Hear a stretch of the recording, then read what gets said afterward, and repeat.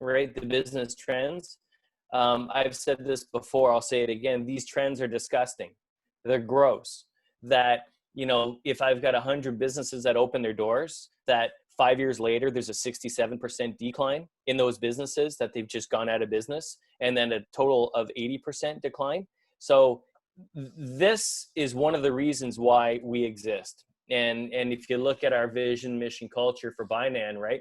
Our vision is to be the most sought after and trusted business solutions partner in Eastern Ontario for all small to medium-sized business enterprises, right? This is what we do every single day. We want to take one step closer to becoming this, to achieving our vision. Now, this is how we do it, and this is our culture points that everybody has. This is how we're going to go about ideally achieving our vision, okay?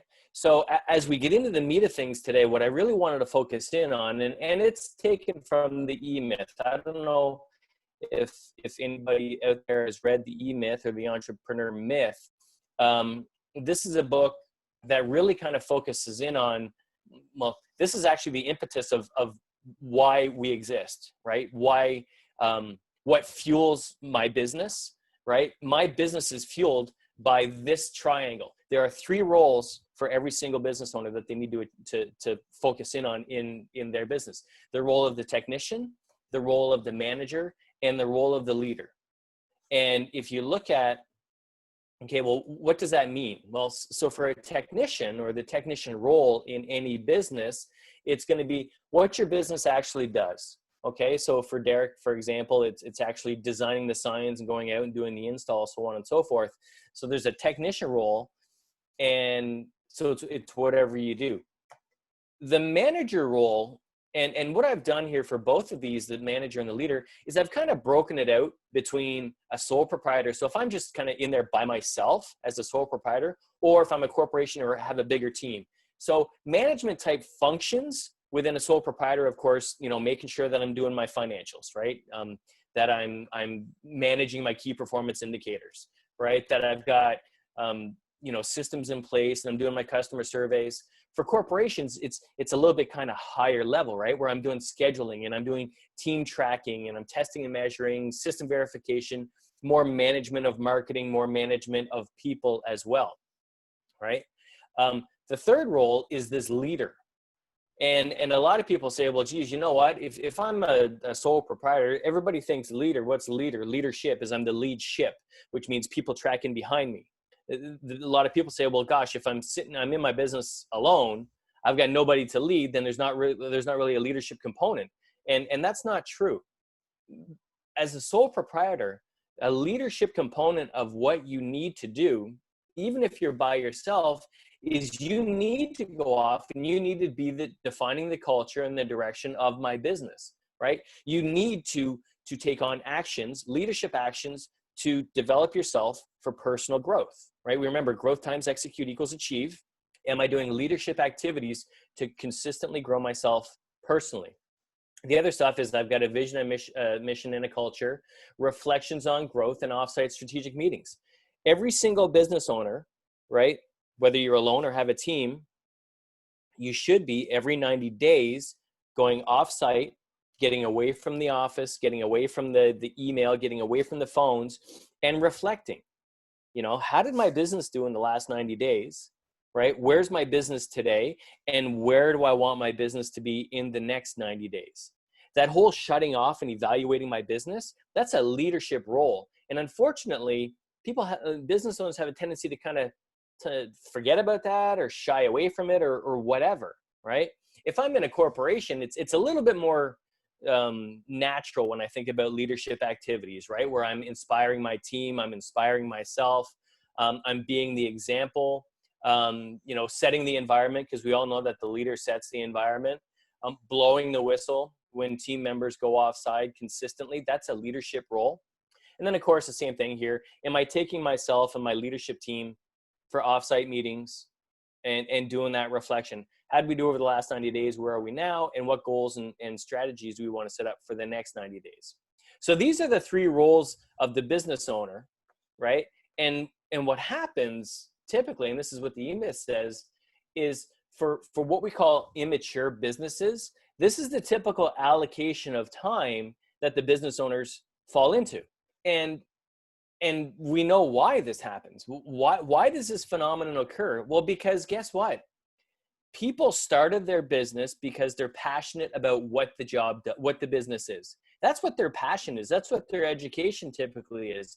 That's what, motivates them and gets them excited. This is what also generates the cash money in our business. So naturally, humans are going to be drawn to do this more often because it generates cash. It's more fun. It's the path of least resistance. And they have a tendency to avoid, management activity and leadership activities on a consistent basis within their business. So this is where we want to get to. As a company matures, right, and gets to that successful level, you want a business owner to equally allocate the same amount of time to doing technician stuff, because we have to remain down in the trenches so we know how our business is operating. So we have a pulse on what's going on. Right down here is where we're going to get the best pulse of our team and the best pulse of the customer service our team is providing to our clients. But they need to increase, 33% management, and then of course, 33% leadership. And when you can build a business to the point where the business owner can equally manage their time and energy equally in these three areas, that's where you really achieve success in a business. So for today, what we're doing is we're focusing on these two areas, okay? And the beauty is this is what we call kind of working on the business, okay? So the question going into today is exactly this. What can we do with this gift of time, right? Because we still have not opened up fully. What can we do with this gift of time to ensure that our business is optimally positioned to scale up and thrive when we get the full green light, right? And the beauty is I got a hell of a list of the different things that business owners can do in order to scale up and position themselves to be optimally positioned for a full green light. Okay, so here's a list of all the stuff that's working on your business. There's more, of course, but this is kind of a good summary list. Now, obviously, in the interest of time, right, we're not focusing in on all of them. We can't. We could if you wanted to do a 3.5-day webinar, but we're going to try to narrow it down to these three things, right? One is lacking the knowledge of the E-myth. So that's what we just went through, okay? Business owners should know that, yeah, you know what?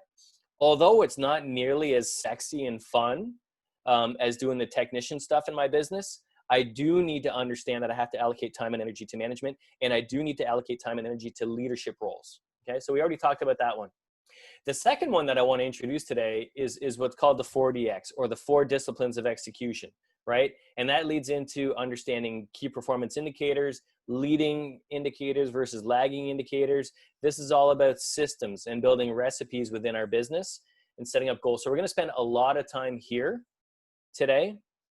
And then what I also wanted to touch on today is right here, when we talk about commitment and accountability issues within a company, we're going to touch in on the 5 dysfunctions of a team. So we're only going to go for these 3 today. Any questions so far? So good? Everybody's on mute, so we got thumbs up. We're good to go. Thank you. So what we're going to do right now is we're going to go into the idea of the 4 disciplines of execution. And this is a book. You can download it. I strongly encourage you to download it. But what 4DX is it's a system.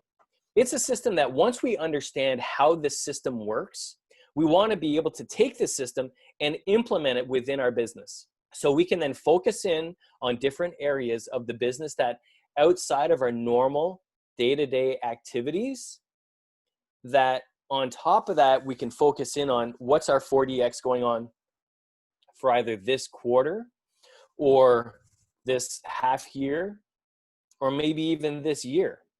Okay, so it's a system that I'm going to explain and then show how we can implement it within our business. So it's very simple. There are obviously 4 disciplines of execution. Okay, the first discipline is what we call the discipline of focus. Okay, and this is where we're going to focus in on our WIG, so our wildly important goal. Each one of these I'm going to break down to in much more detail.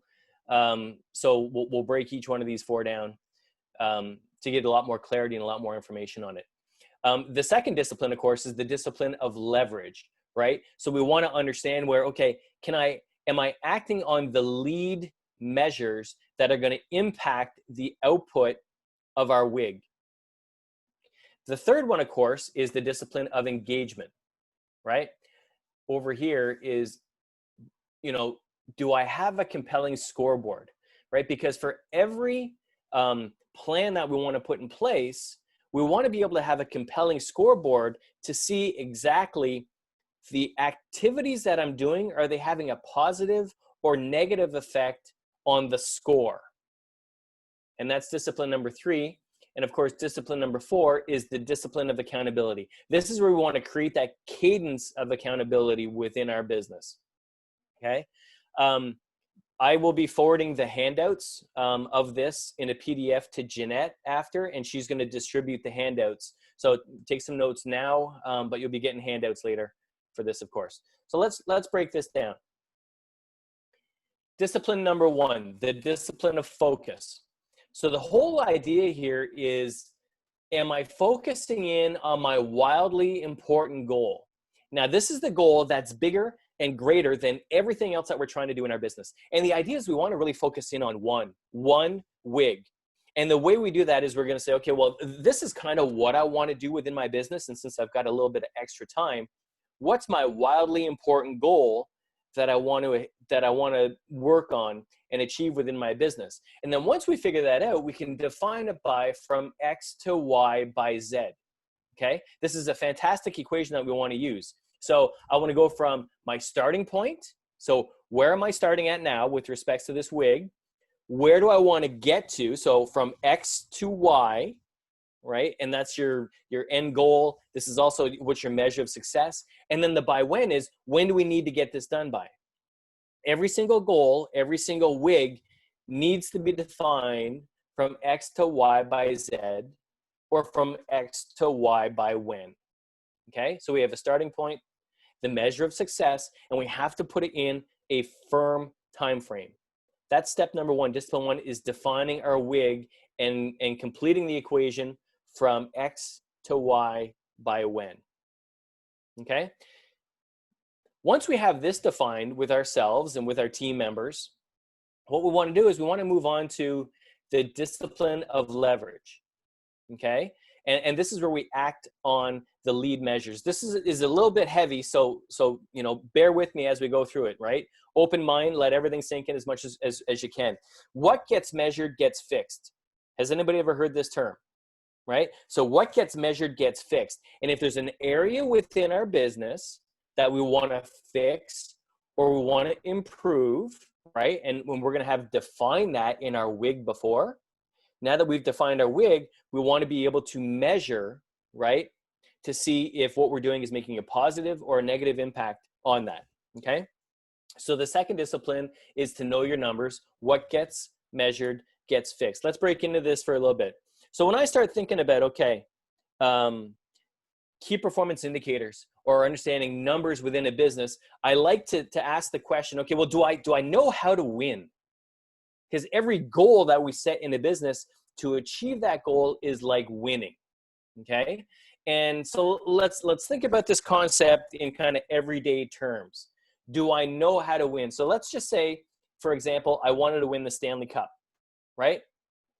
That is a hell of a goal. And in order to win the Stanley Cup, well, obviously I need to win more games than everybody else, especially when I make it into the playoffs. But the problem with these two indicators is they're what we call lagging indicators. By the time we see this measurement, it's too late. Everything has happened before. Either I win the Stanley Cup or I don't. It's too late. Or either I've won the game or I haven't. If I'm just solely looking at that, it's too late. And this is what we call this is a lagging indicator. This is a result of something. And if we think about hockey, okay, well, what are the leading indicators, right, that are going to help influence and predict? This is very key. What are the leading indicators? So this is all about discipline number 2. The lead indicators that will influence and predict the lagging indicators. So if I want to win more hockey games, well, what am I going to need to do? I'm going to need to win a certain number of face-offs. I'm going to, have a certain number of shots, certain number of power plays, fewer penalties, more. These are all things that will influence the output of a game. And a lot of these are 100% within our control. Okay, let's move it over to business. Let's say in business, I have a wig to increase sales. Okay, increasing sales is a lagging indicator. Well, how do I increase sales? Well, I'm going to ship or deliver more products and services. That too, right, is a lagging indicator. Whether I have the ability to ship or deliver a product, whether I do or I don't, it's a result. It's too late. So what we want to do, again, is track, if I want to increase sales, what are the leading indicators, right, that I want to track that will influence or predict shipping and delivering more products, which obviously increases sales. So in the case of a typical business, right, the number of cold calls that I do, well, that's a leading indicator. If I do a certain number of cold calls, that should positively, provided I'm professional on my cold calls, but if I'm doing cold calls properly, that should positively predict whether I'm going to eventually ship and deliver more products, right? The number of bold calls, the number of networking events that I'm attending as a small to medium-sized business owner, the number of quotes that I put out, right? The certain number of follow-ups and certain number of referrals. These are all leading indicators, like I said, that will predict and influence whether I'm going to ship, deliver more products, obviously, whether I'm going to increase my sales. So let's break this down just a little bit further. Let's say I want to increase sales. Well, in order to increase sales, I'm going to want to track the number of cold calls I do, 100% within my control, yes. I have the ability to track and control how many cold calls I do a week. I also have the ability to control how many bold calls I do every week. How many businesses am I walking into, going to the front greeting reception and say, hey, is the owner here? Can I speak? That's a bold call, right? And I can control how many of those I do. That's 100% within my control. The number of networking events that I attend. Kevin? Yes. We have a question about what the difference between a cold call and a bold call is. Great stuff. Thank you for that. So a cold call is I'm picking up the phone and I'm calling business owners, right? I break open the yellow pages. I've got let's just say I had an in-person business seminar next Friday. What I'm going to do is I'm going to allocate 2 hours a day to picking up the phone and doing cold calls to say, hi, it's Kevin. I've got this seminar coming up. Are you interested in attending? That would be a cold call. A bold call is if I'm going to have a list of businesses that are on King Street in Brockville, I'm actually going to walk into the business. That's what makes it bold, because I'm actually going in person to say, hey, can I speak to the business owner? I've got a business seminar coming up next week. I'd like to personally invite you, right? For Derek, maybe a cold call would be, hey, I understand you're in retail. We've got all these signs that are required now. This is what my business does. So a cold call would Derek do that over the phone. A bold call would be Derek goes in, walks right into Food Basics or something, says, hey, can I speak to the manager, the assistant manager in person, and say, here's what I do, right? Does that make sense? Jeanette, is that I don't know who asked the question, so. That was me, yeah. Yep, no, that cleared it up. Thank you, yep. Okay, perfect, Derek, thank you. So I can control the number of cold calls I do. I can control the number of bold calls I do. I can control the number of networking events I do, right? And the number of referrals. So if I increase or do a certain number of these, or I have a certain amount of these, we all have to agree that sales will increase, right? Now, the difference between these three and this is, guess what? A referral is actually a result, right? So I'm going to say, okay, well, what are the leading indicators that are going to help me increase the number of referrals? Well, the number of requests. Have I put out a certain number of requests for referrals in the week? 100% within my control. Leading indicator will influence the result.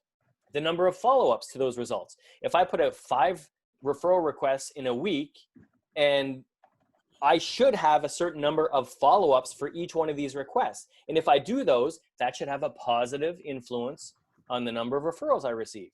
And the last one here is number of raving fans.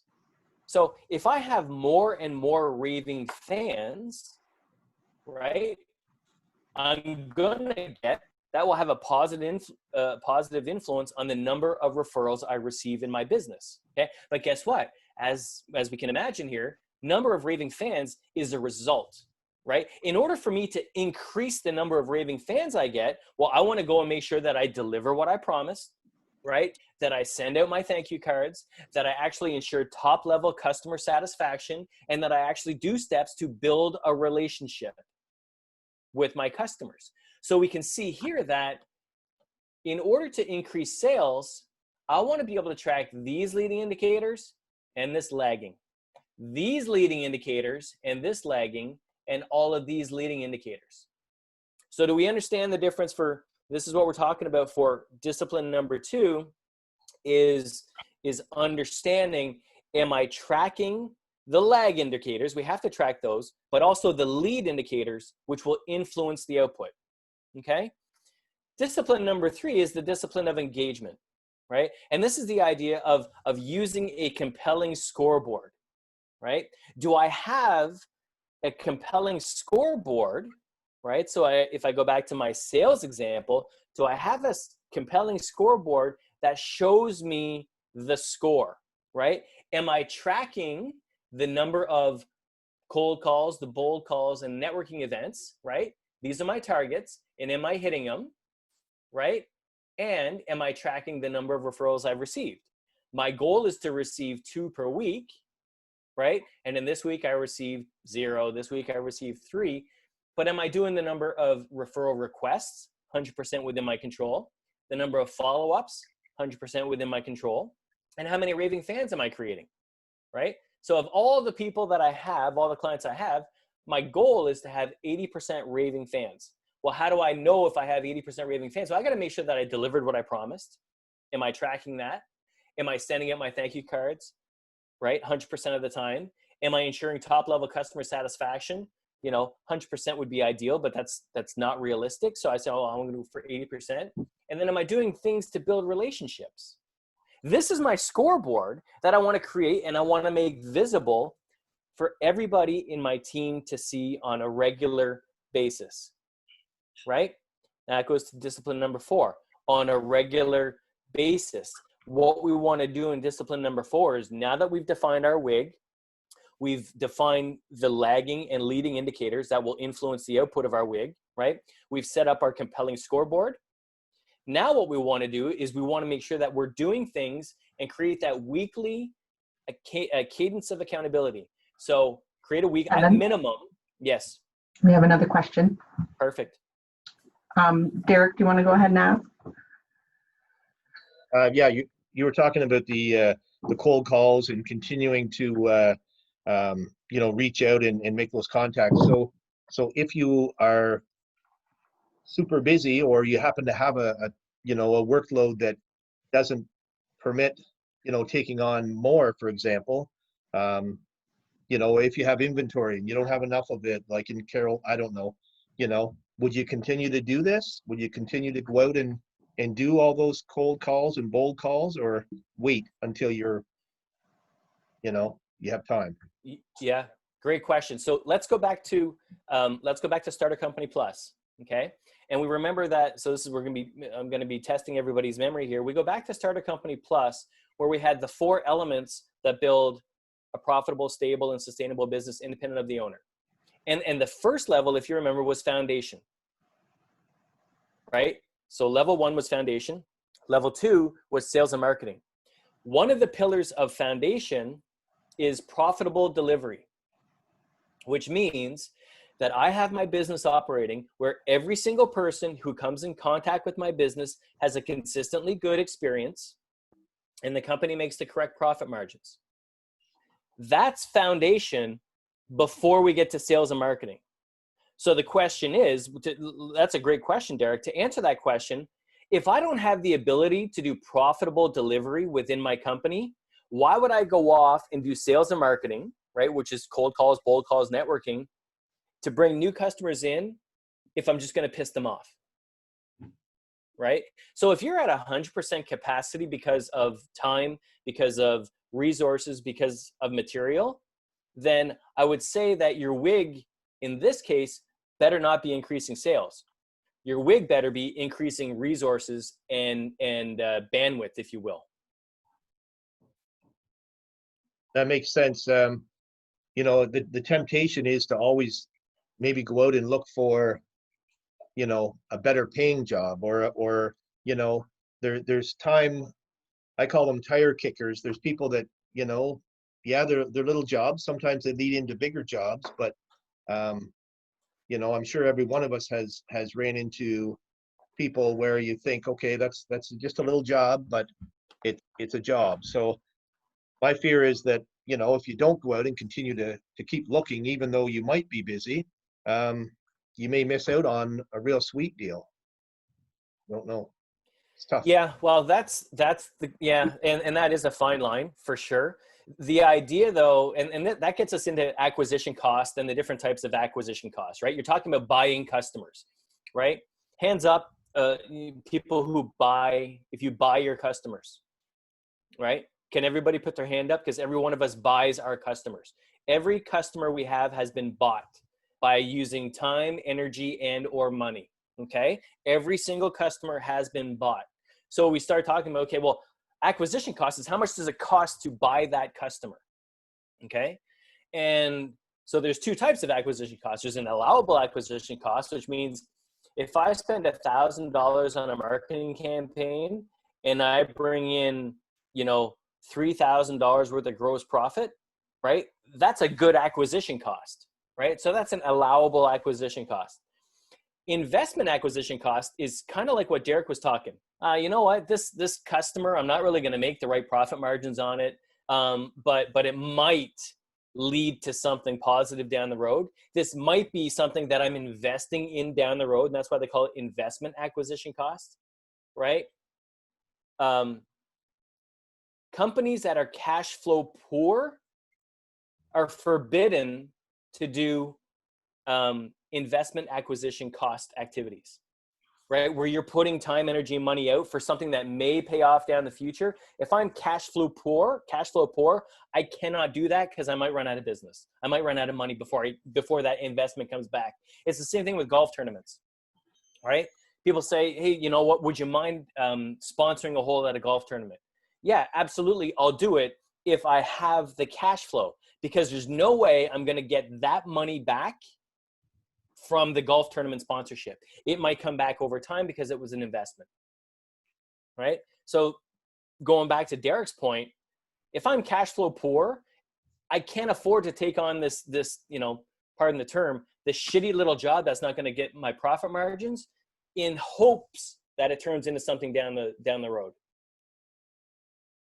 right? So I better be looking at different things. And if I have too many of these little kind of, it's not really great now, but it might turn into something down the road. If I have too many of these coming into the front end of my funnel, I need to change my marketing because I'm attracting the wrong type of client. Thumbs up, Derek, if that helps. Yeah, good stuff. Thank you. So back to discipline number 4, right? So the discipline of accountability. And this is where we want to have that cadence of accountability where I've got, let me move this over here for a sec, right? At minimum, once a week, I want a 20-minute meeting, right? For everybody who's involved and everybody who has influence over that scoreboard that we created. So when is it? Where is it? Who's attending? Pardon me. And everybody who comes into this meeting better be prepared to answer the questions. This is what I said I would do at the last meeting. This is what I did. And this is what I will do this week coming up. Does that make sense? Now, here's the key to these meetings. They're at maximum 20 minutes long, and nobody is allowed to sit in these meetings. You're not allowed to sit down, because as soon as people sit down, they start talking about, hey, did you see last night's episode of Survivor? Or, you know, where are you sitting at in your hockey pool? That's not what this is about, right? We want to have a cadence where this is a very effective meeting. Everybody comes in, answers these 3 questions, and commits to the team what they said they would do, what they did, and what they will do in the week coming up. And that's where you get this accountability, right? Is to set up this frequency where people are basically saying, this is what I committed to and this is what I did. Please hold me accountable. All right? So that's my overview of the 4 disciplines of execution. Let's watch this. This is one of the authors.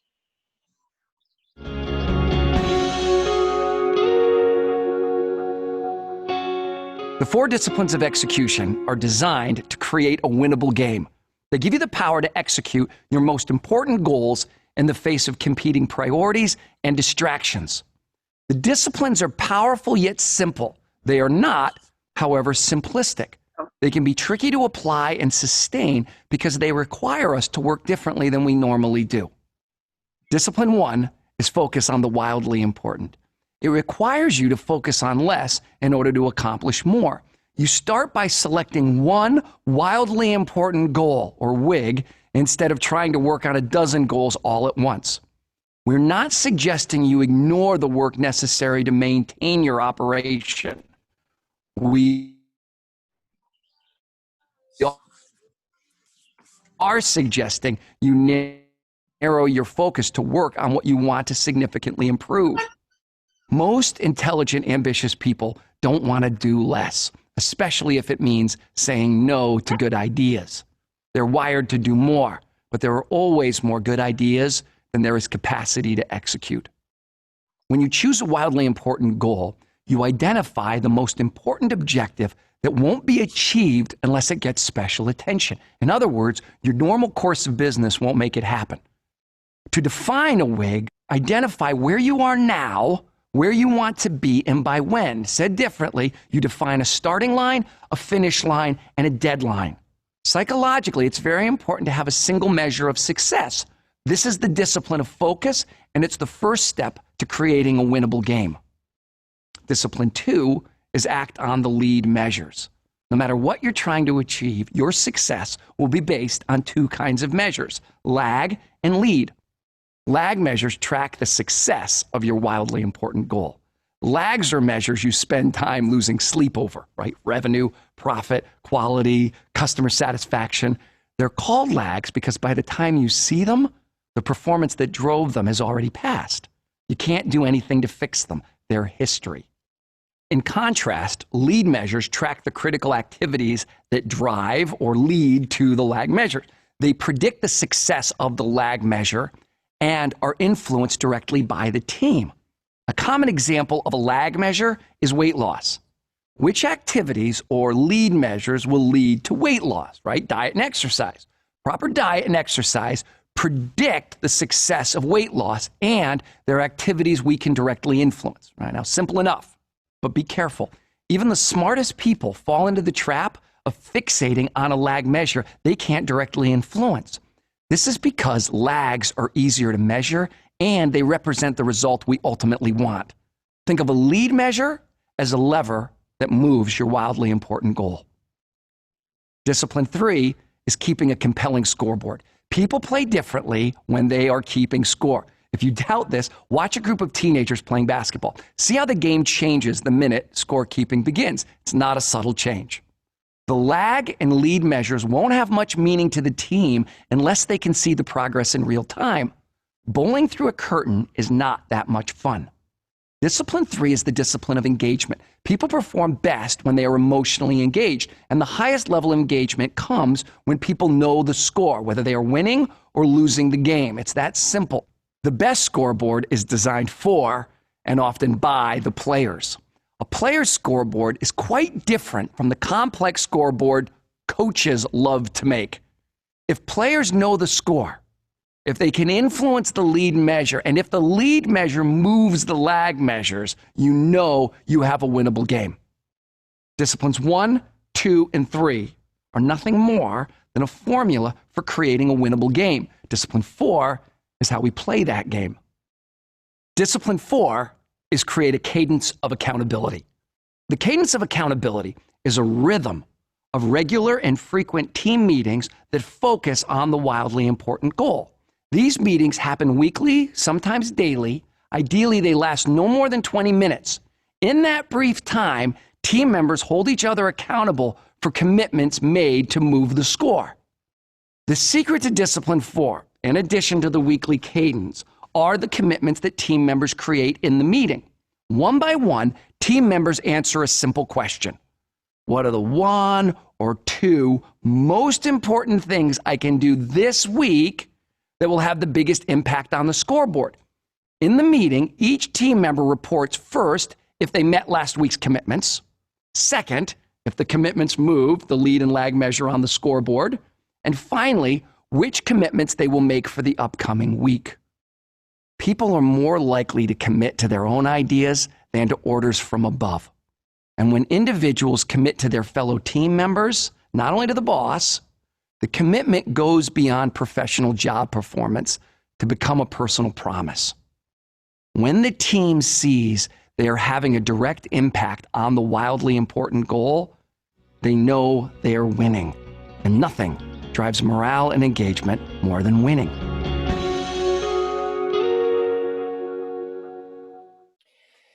So the greatest quote that I find in that is, bowling through a curtain is not that much fun, right? So the whole idea that if I do something, but I don't see the result, well, then how am I going to stay engaged? And the same thing applies to our businesses, right?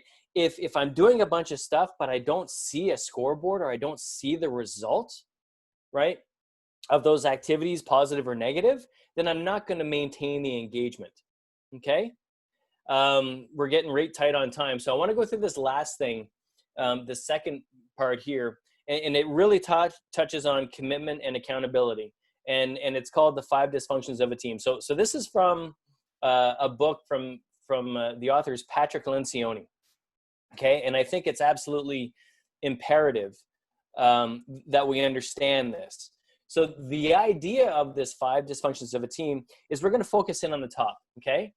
For regardless of what the business is, if we're having an inattention to the results, right, we're not getting the results that we're looking for within our business, then quite often it's because there's an avoidance of accountability. Okay. If I don't have accountability or people being held accountable or I'm being held accountable for doing the things I'm supposed to, the business will not get the results. Okay. So if I'm missing the results, it's because there's an avoidance of accountability. Now, more times than not, there's an avoidance of accountability because there's just a pure lack of commitment. Okay. Have you, and far too often we're guilty of this, that we just assume commitment. Right? We just assume that yeah, hey, you know what? I'm committed to that. But in order to get that commitment from time to time within our business, we need to have conflict. Put it this way. Let's say I'm talking to Jeanette and I say, hey, Jeanette, when are you going to get me that report? Is it this week or next week? And Jeanette says, it'll be next week. Right? And then I said, thank you, Jeanette, for that. Is it going to be early next week or late next week? And Jeanette says late next week. Thank you very much, Jeanette. And then I'm going to ask Jeanette, okay, late next week. Is that Wednesday, Thursday, or Friday? Wednesday. Thank you, Jeanette, for that on Wednesday. Now she's starting to get a little pissed with me, right? And I'm going to say, great, we got it for Wednesday. Is that Wednesday morning, Jeanette, or Wednesday afternoon? And Jeanette's going to say? Afternoon. Wednesday afternoon. Perfect. Now I need just a little bit more commitment. What am I going to ask her? Is that 1 o'clock, 2 o'clock, 3 o'clock, 4 o'clock, or 5 o'clock? Jeanette? 4 o'clock. Perfect. So you're telling me, Jeanette, that you're going to commit to delivering this report at this quality by next Wednesday at 4 o'clock. Yes, Jeanette, can you commit to that? Yes, I can. Awesome. Thank you very much for that. Now, here's the thing. If I'm afraid to get that level of commitment from Jeanette because it requires a little bit of positive conflict, if I'm afraid that Jeanette's gonna freak out, right? Then we have an absence of trust. If I'm afraid to conflict with Jeanette to that level to get the commitment, that I'm afraid Jeanette's gonna freak out, then it's because Jeanette's gonna be like, guess what? It's always Kevin versus Jeanette, right? Or if I'm afraid to conflict, I'm like, holy shit, I don't want Jeanette to go off the handle because last time she went off the handle and I got to walk on eggshells around, right? Then it's because there's a lack of trust. There's an absence of trust that will create this fear of conflict within a company, right? If I'm afraid to conflict with Jeanette, it's because there's not enough trust that, hey, you know what? This isn't about Kevin versus Jeanette or Jeanette versus Kevin. This is, do we trust each other that it's all about just the end result in the company? And that's what we're after. So the question is, if within my company, right, if your business is having accountability and or commitment issues, what are you as the business owner doing to build trust? Does that make sense? If I'm not getting the results because we're having a lack of accountability, which means I'm not getting the commitments from my team members that I need, and if I'm not getting the commitments, I'm afraid to conflict, then it's my responsibility to start building trust, right? And that's how we're gonna, eliminate this dysfunction of a team and create a very synergistic team that's gonna get us the results that we want in our company. Are there any questions on that? Very good.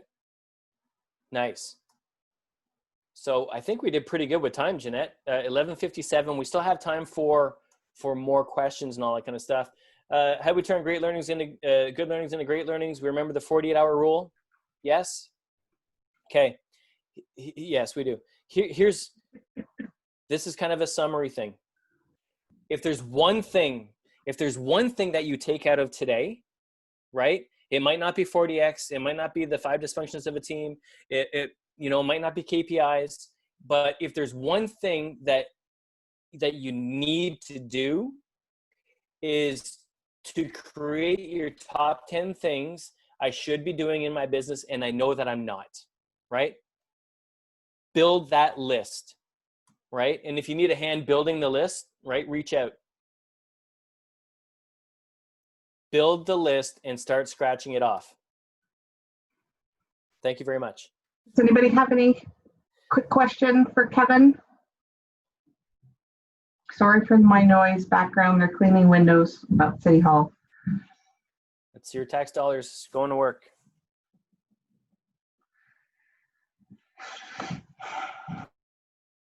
Thanks, Kevin. I don't have a question, but I do have a big thank you to Kevin because this is what I really needed to hear. Nice. And yeah, like very, very much because having been off for quite a few months, and you're right, we got a chunk of time to be able to work on stuff that otherwise would probably have never got work done. And now we need to really focus, and both Chris and I are finding ourselves terribly unfocused. And like, this is perfect.